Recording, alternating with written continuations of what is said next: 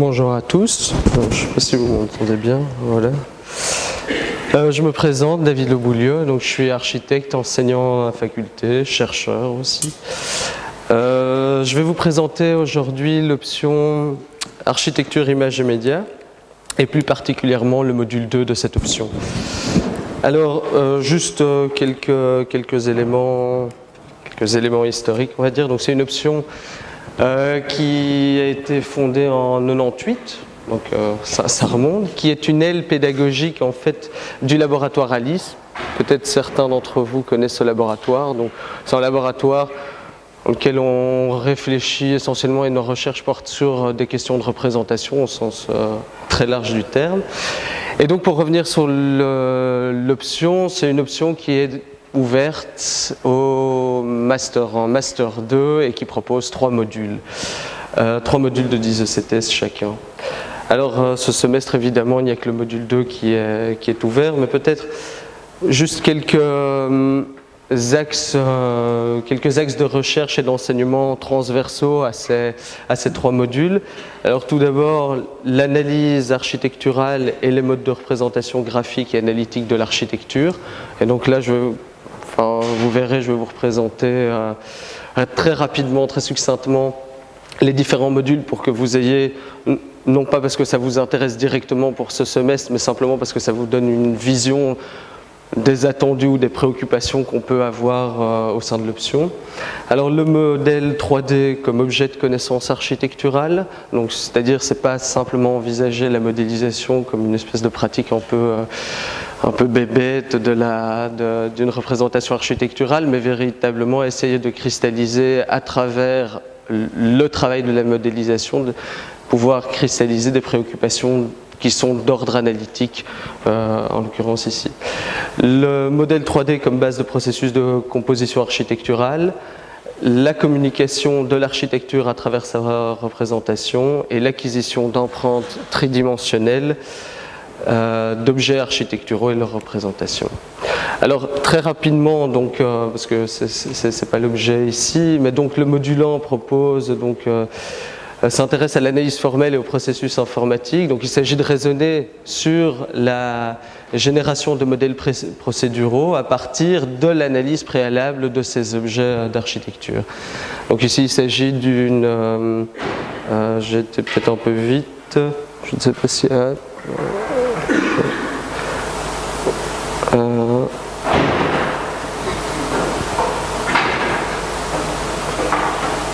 Ouais, donc ici il s'agit par exemple d'une façade palladienne où on voit que d'une part la préoccupation c'est d'analyser les aspects compositionnels et stylistiques de cet objet, puis de les retranscrire dans un langage aussi abstrait qu'est le code, en code informatique, pour après travailler sur une génération à partir de cette analyse d'éléments d'architecture qui évidemment sont assez distants des éléments étudiés, mais qui contiennent implicitement toute l'analyse et les observations qu'on a pu mener sur l'objet d'origine. Donc il s'agit d'étudier les grammaires de forme, les principes compositionnels et ensuite les traduire dans un langage abstrait. Donc de manière à générer, ici c'est un autre exemple, c'est sur l'Université libre de Berlin de Candili 169, donc de proposer des compositions architecturales qui respectent l'ensemble des règles observées lors de l'analyse. Alors le module 2, ça je reviendrai plus en profondeur par la suite. Le module 3, donc, qui est un module destiné a priori aux étudiants de l'option, qui sont déjà passés par l'option, qui ont au moins suivi déjà un module dans l'option, et qui est un module qui est en lien étroit avec les recherches qui sont menées dans le laboratoire Alice. Alors il s'agit d'élaborer des connaissances dans un premier temps théoriques spécifiques sur l'histoire et la théorie de la représentation à travers l'étude de traités d'architecture, pour ensuite construire un point de vue spéculatif sur des questions de représentation que les étudiants en général abordent dans l'étude d'objets architecturaux singuliers qui appartiennent au patrimoine architectural. Et donc ici l'exemple qui est présenté, c'est un travail d'étudiant qui a été réalisé il y a 2 ans, je crois, sur l'église de l'altitude 100. Alors Les trois axes de ce module, c'est évidemment donc l'étude du bâti par son relevé, l'apprentissage d'outils de relevé numérique, ici comme la photogrammétrie, et enfin la représentation architecturale comme moyen de transmission d'une connaissance. Donc ici on peut voir l'analyse compositionnelle de l'édifice à partir de son relevé et les observations, toutes ces observations qui sont ensuite retranscrites dans différents modes canoniques de la représentation architecturale. Et donc ici, il s'agit d'une assez belle synthèse finalement des préoccupations qu'on peut avoir dans ce module.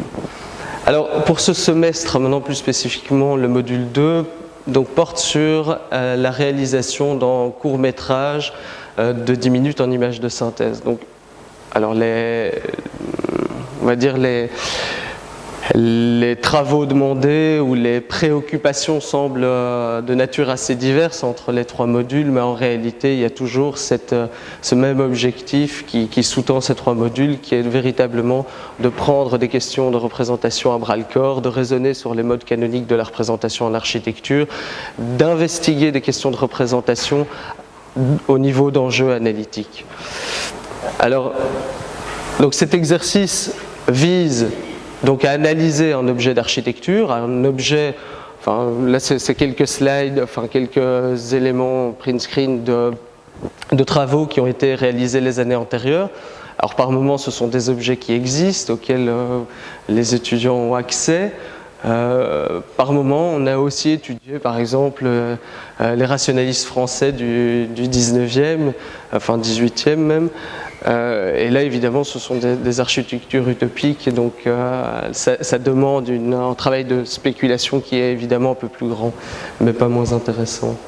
Alors, quelques objectifs pédagogiques autour de ce module. Donc, de manière globale, donc, produire évidemment un court-métrage de 10 minutes, puisque c'est quelque part le produit fini, le produit final, qui va cristalliser donc à la fois l'analyse que vous aurez menée en amont, mais aussi tout un travail de représentation, en travail à partir de différents médias, de différentes sources documentaires, en travail aussi en archives, et donc de pouvoir traduire l'ensemble de ces préoccupations et de ce travail, le cristalliser dans ce court-métrage de 10 minutes. Alors c'est vrai que souvent on se dit oui, c'est un module, enfin je pense qu'il a en tout cas cette réputation d'être un module d'option assez exigeant en termes de temps de travail.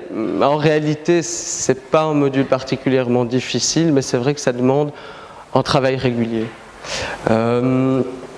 Alors pour continuer justement sur les objectifs pédagogiques, il s'agit aussi de construire, structurer et communiquer en propos précis à travers un média particulier, donc comme je le disais, l'image de synthèse, enrichie de films vidéo, de musique, de voix off, de comprendre et utiliser les codes appropriés de la représentation architecturale, d'envisager la modélisation 3D comme un moment de connaissance sur l'architecture, et enfin d'acquérir une certaine aisance dans la manipulation d'outils infographiques, puisque c'est quand même, enfin beaucoup d'étudiants viennent, enfin une des premières raisons pour lesquelles les étudiants viennent dans l'option. Je ne pense pas que ce soit la meilleure, mais c'est pour acquérir un certain nombre de compétences dans l'utilisation des outils.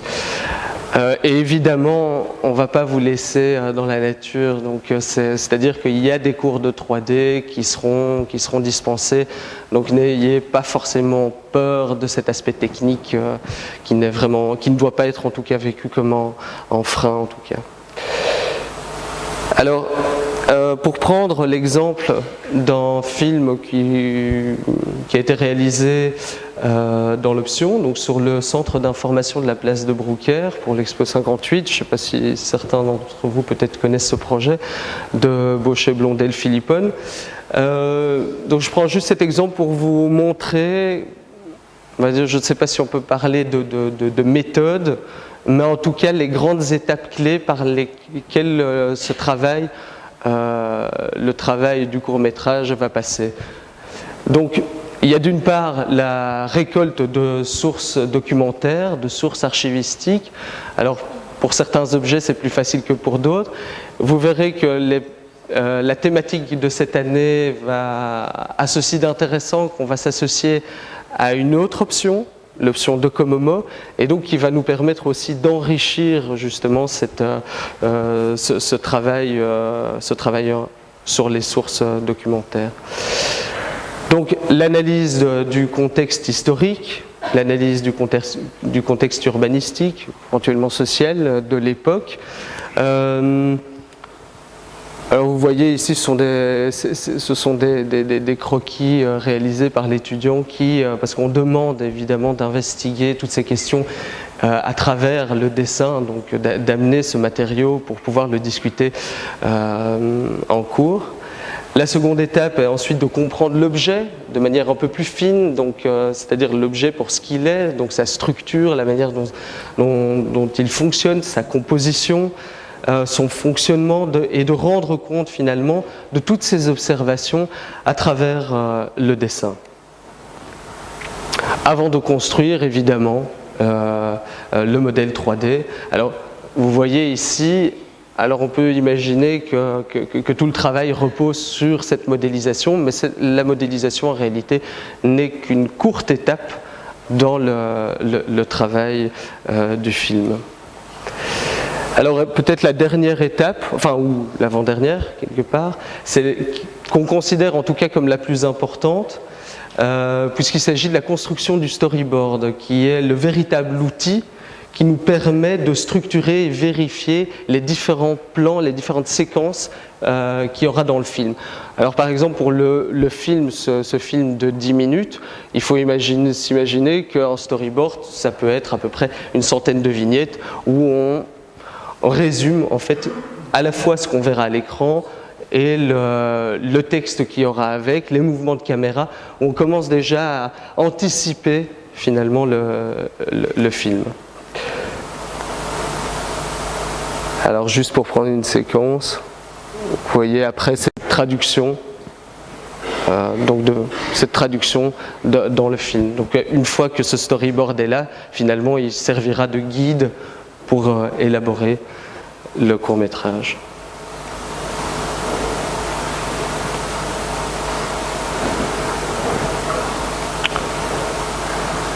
Alors la thématique de cette année, alors c'est une thématique assez enthousiasmante, même si le titre ne semble pas aller ou démontrer cet enthousiasme. Le patrimoine moderniste belge en danger, donc vous le savez, il y a des édifices remarquables qui ne sont pas forcément, qui n'ont pas l'attention, ou en tout cas c'est ce qu'on considère, qui n'ont pas l'attention qu'ils méritent. Et donc avec l'option Docomomo, on a sélectionné une liste d'objets qui sont considérés comme des objets étant en danger. Pour certains qui ont déjà malheureusement été démolis ou restructurés, mais en tout cas ceux sur lesquels on va travailler, ce sont des objets qui existent, sont accessibles, sont sur le territoire belge et pour la plupart pour lesquels il existe encore des sources pour avancer sur ce travail d'analyse. Donc à cette occasion, comme je disais, on s'est associé à l'option Docomomo pour proposer aux étudiants respectifs donc des deux options une étude qui porte sur une quinzaine d'objets architecturaux. Ici, je n'en ai repris qu'une petite dizaine. Alors évidemment, si les objets si les objets évidemment sont les mêmes, vont être traités par les étudiants des deux options, évidemment les préoccupations qu'on aura seront très différentes en fonction que vous soyez inscrit dans l'option AIM ou dans l'option Docomomo, mais je ne vais pas trop m'avancer puisque Maurizio Cohen prendra la relève ensuite. Donc quelques compléments d'information que vous pourrez trouver sur le site internet du laboratoire Alice, et par exemple rendez-vous sur la page anthologie où vous pourrez voir des films qui ont été réalisés les années précédentes.